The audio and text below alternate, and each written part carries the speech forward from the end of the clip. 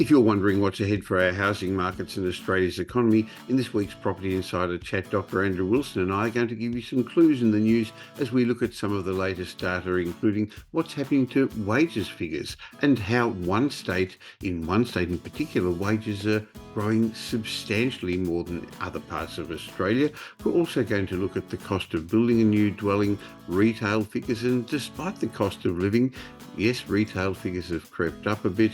We're going to look at the auction results and discuss a lot more. So if you want to keep up to date with what's happening in our housing markets, please subscribe to this YouTube channel and click the little bell icon so each week you know when a new show comes out.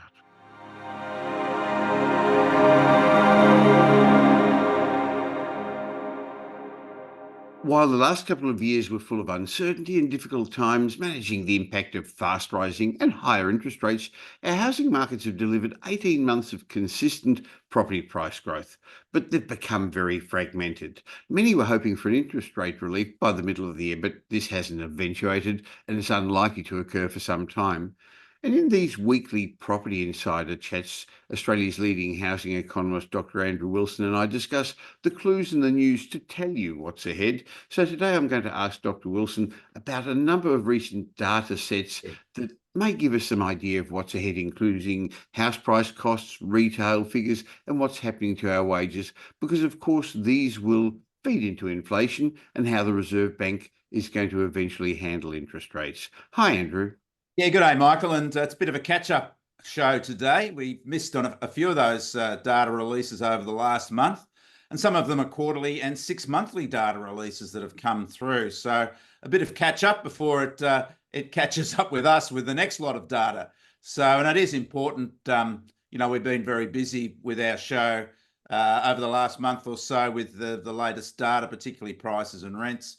And of course the major economic releases. So, but these factors we'll look at today are all part of the big picture, particularly in relation to inflation, and of course inflation equals interest rates.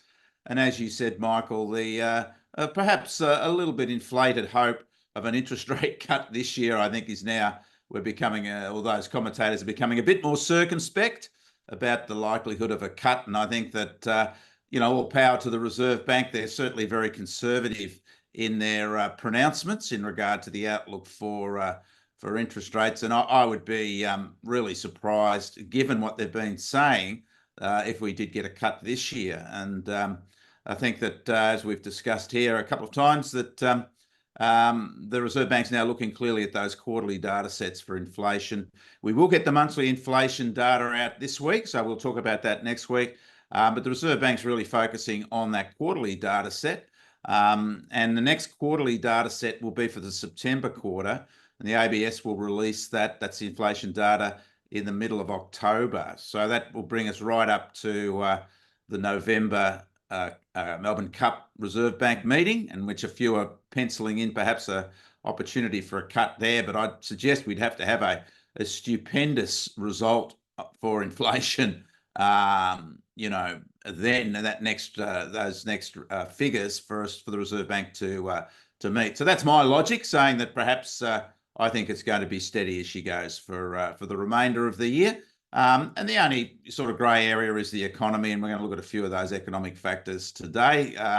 And even though our labour market has eased slightly, it's still very strong, and I would. Other than just the unemployment rate, all the other factors of the labour market are gangbusters. So I'm not sure we'll see any issues with the labour market to change the position of the Reserve Bank currently. Well, with regard to interest rates, the money market is betting on an interest rate fall this year still, and a couple of the banks have started to become a little bit more aggressive, lowering term deposit interest rates, long-term term deposit interest rates, and chasing money. So we'll see what's happening. But let's start with the house building costs, because they've skyrocketed over the last couple of years. That's created quite some issues. On the one hand, it's pushed up the cost of new dwellings, and it's one of the reasons that we're not building enough new apartments and houses, even because they're not financially viable at the new cost. It's also had another cost, another effect, where a lot of builders have gone broke over the last couple of years, Andrew, where they locked themselves in, as they normally do, to fixed price building costs. When the cost of delivering just outpaced the cost of profits, they went broke. Yes, it's been a problem. It's interesting, and the Reserve Bank governor mentioned this, Michael, that when we compare our position to that of the US, and the US, of course, is probably getting closer to an interest rate cut, maybe now in September, but their position in terms of where their official rates are, they're a lot higher than ours, gives them more leeway to cut, and also their inflation rate is a lot lower than ours. So, but one of the differences that we look through just the absolute numbers is the measurement process. And the US have a different measurement for housing in terms of the basket of goods. And housing's been a big problem in terms of the inflationary breakout, not just in Australia, but in the US and other advanced economies also. But it's a different measurement process here. We use the house building costs as part of our housing factor. That together with rents, not just asking rents, of course, but complete rents, whereas the US don't use those house building costs as part of their measure for housing, and they use other factors for rentals, such as existing properties, owner-occupier properties, imputed rent, which is quite convoluted. But what it does is it shows that there's a difference between how we measure housing and how the US measures housing in terms of their inflation rate. But how that's affected us in terms of having a higher inflation rate is because we've had, as you mentioned, this breakout in house building costs. And that was a result of the previous government's home builder allowance, home builder policy, and that brought forward a lot of demand, created a surging demand for new housing, particularly new houses. And of course, we didn't have the building materials or the labour to support that. So house building costs went through the roof. Of course, it's a very competitive industry, house building, and it does respond to shifts in demand quite quickly. And we saw a real surge in the cost of house building, quite remarkable. And then look, we've seen that easing lately, but unfortunately, the latest My Housing Market House Building Cost Index has now shown another increase over June, following an increase over May. This is the quarterly data month on month that we measure. So not good news there, following a real sign that we were starting to see an easing. But I think the point really, Michael, is that even if we see an easing in the growth rate, the absolute costs are still very, very high compared to where they were prior to COVID or prior to that home builder allowance from the previous government. So the quarterly index has ticked up over June compared to the previous month's quarterly index, so heading in the wrong direction. But when we look on the growth rates year on year for that quarterly index over the monthly comparisons, we can see now we're growing at around 3.1% compared to the same quarter last year. So obviously the growth rates have fallen considerably, comparing the peak in 2022 when we saw a growth rate of 23%. Now the aggregated growth, as I mentioned, is still very high over that breakout period, but at least we're starting to see the annualized growth reducing, but it's still a very tough ask for builder profitability in terms of high house building costs. And as you said, that just works its way into high costs for consumers, going forward. And it just exacerbates the problem we have with the sort of systemic barriers, green tape and red tape and planning restrictions for home building generally. And, in an environment where we certainly are struggling to house our population, this has just been another factor which has put upward pressure on rents and prices. So some sort of trend improvement in house building costs, but the month-on-month data is actually showing another increase. So that will work its way into the inflation rate. the housing costs inflation factor from the ABS, and that again is something that we'll have to keep our eye on in terms of the overall impact on the inflation rate, and therefore how that affects the Reserve Bank's thinking on interest rates. Another factor the Reserve Bank keeps a careful eye on, of course, is wages Yeah. growth, to be accurate, because they were worried that inflation could lead to a wages growth spiral where one led to the other rising. That's one of the reasons they were hoping to slow down the economy, slow down businesses, increase unemployment a bit so that wages wouldn't rise. Well, we haven't had that spiral or the breakout in wages they were worried about. So what have the latest wages figures shown, Andrew? Well, the latest wage index, which was for the June quarter, Michael, still shows a very strong wage environment. We shouldn't be surprised. Low unemployment, strong competition amongst employers for available workers. The national wage index was up 0.7% over the June quarter, which was less than the 0.8% reported over the March quarter. But annual wages are still growing at 4.1% over the year, which was the same as we had over the year to March, Michael, which is still quite a strong result. And interesting, when we see the breakdowns, it was actually the public sector where we saw the greatest growth in wages over the June quarter. So the public sector's not backwards in paying its employees higher wages, and at a higher rate with the latest data than the private sector. So, but the issue for the Reserve Bank with higher wages is, of course, that unless they're supported by productivity gains, then employers have to cover those higher wages or those higher wage costs with higher prices. And of course, that just works its way into inflation. If it's a productivity-based increase in wages, then it's has a neutral effect theoretically on prices. But if it's a product of a strong labour market and a shortage of labour, then employers are forced to push up prices to cover those costs, and that of course means higher inflation. So that's the concern from the Reserve Bank. I still think we're in that realm, Michael, where employers are having to push up prices to cover higher wage costs. But we have seen some notional easing, at least in the unemployment rate, over the last month, which was over July.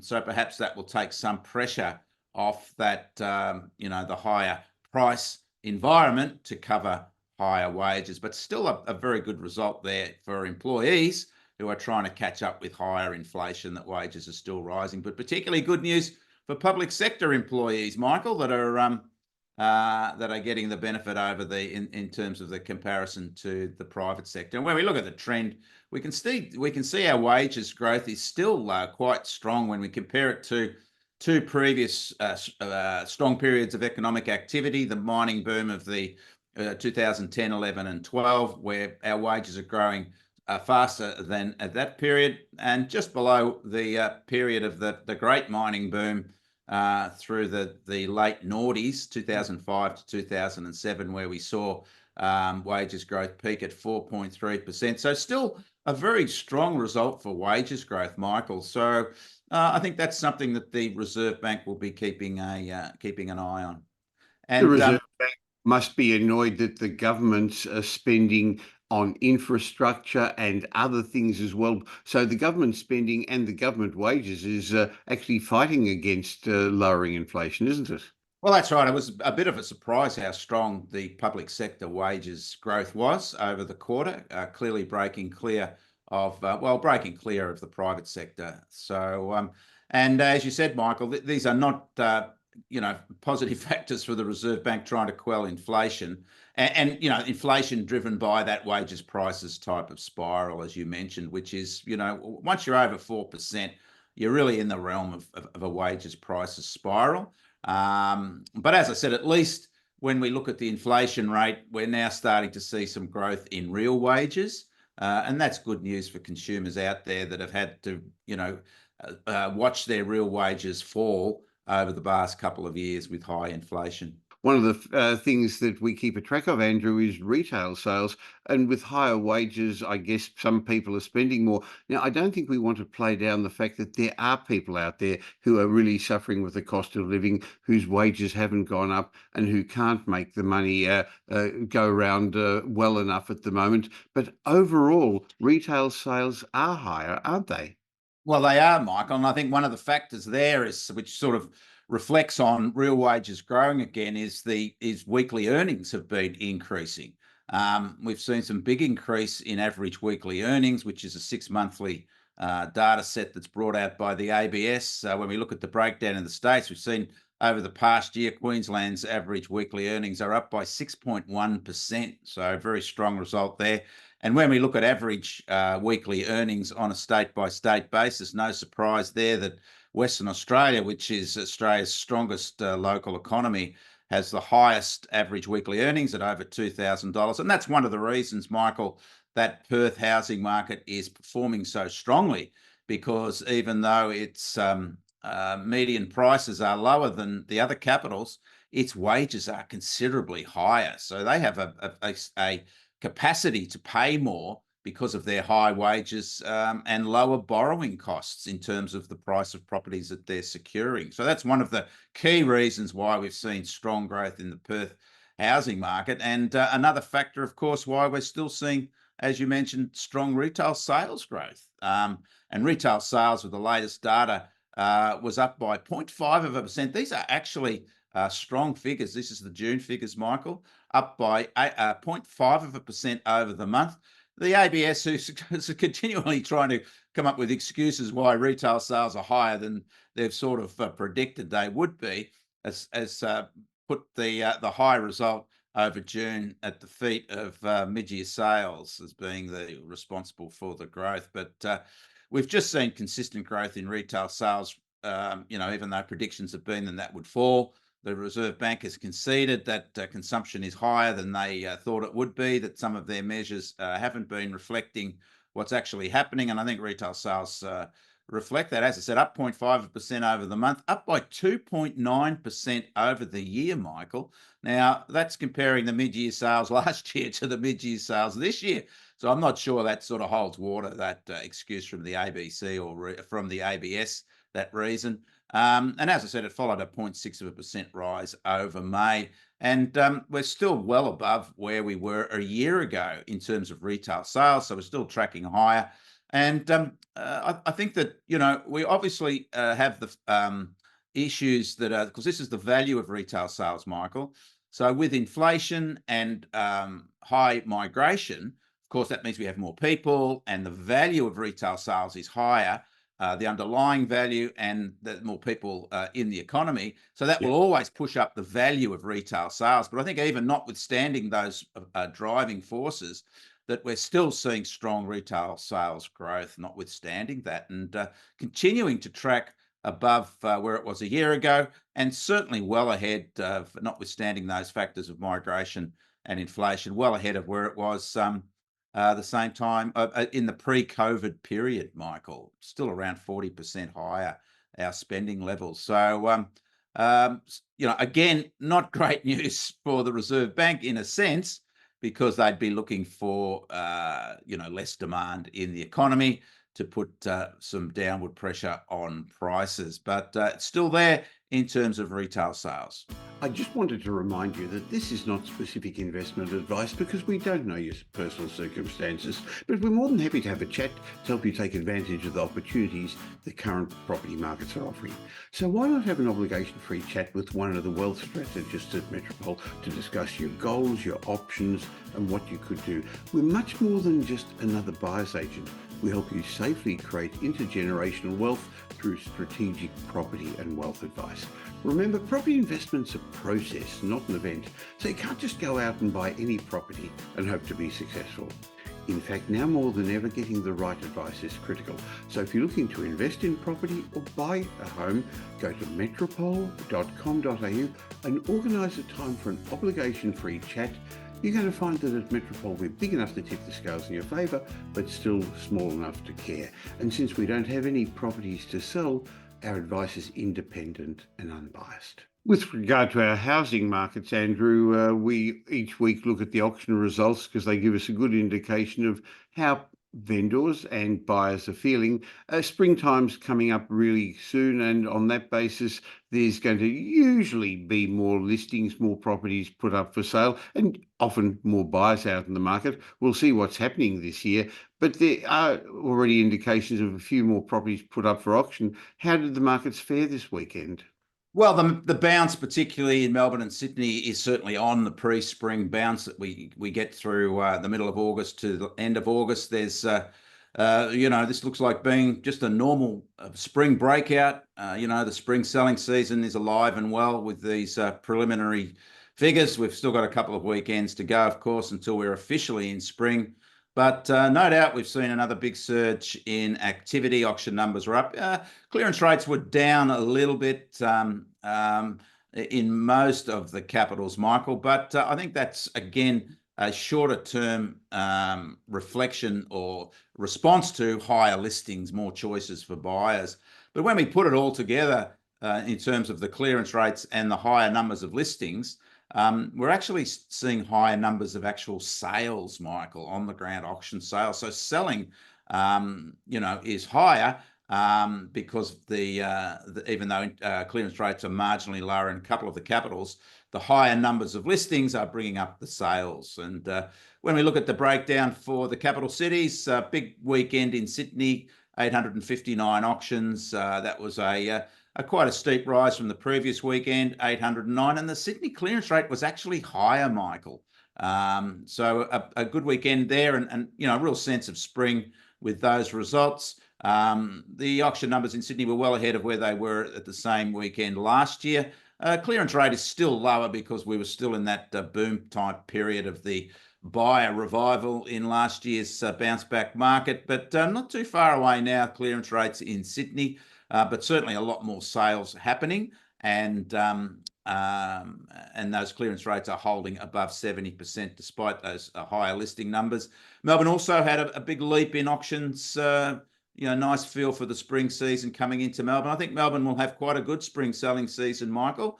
A little bit of a prediction there. And we are starting to see some of those, a little bit more energy in those inner city areas, inner east and inner south, Michael, which have certainly been dragging the chain in terms of the Melbourne housing market over recent years. So maybe a value revival in those higher priced areas in Melbourne.